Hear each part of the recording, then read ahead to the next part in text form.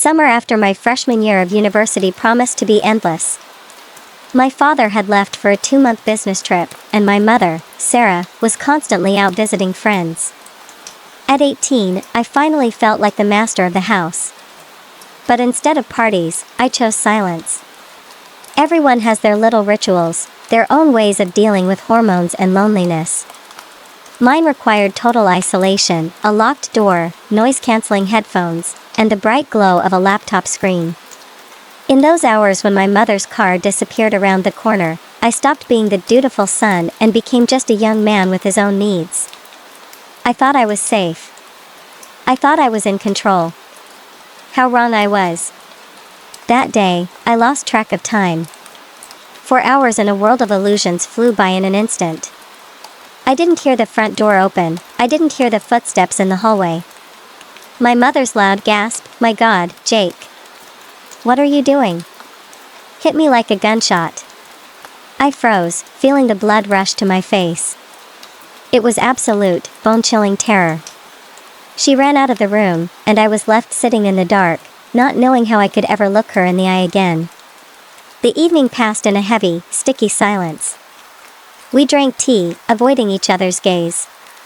I forced out an apology, promising it wouldn't happen again.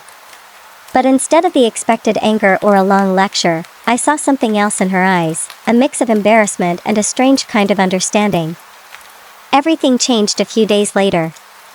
Instead of pretending nothing happened, Mom decided to go all in.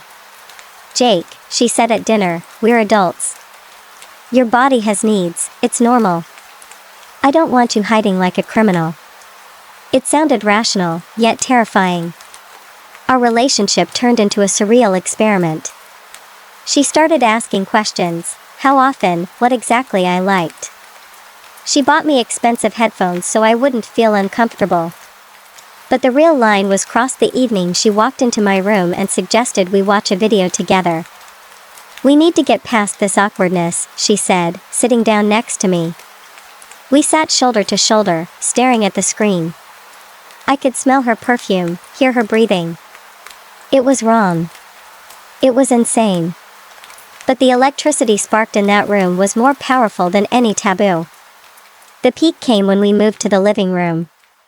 On the massive TV screen, scenes flashed that are usually watched alone under the covers.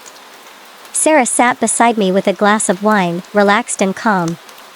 She began giving me advice: how to breathe, how not to rush, how to feel the moment. "Don't be shy with me, Jake. I'm here to help you understand yourself," she whispered. And I gave in. That night, I stopped seeing her as just my mother.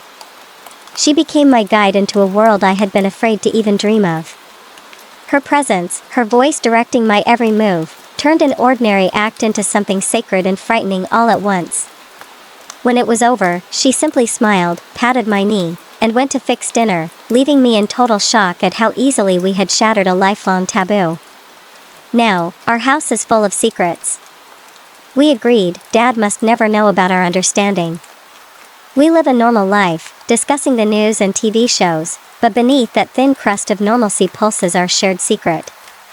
Mom says she wants me to grow up free of shame. But I lie awake at night, staring at the ceiling, wondering, how much further will we go next time? We opened a door that can never be closed. And honestly, I'm not sure I want to close it.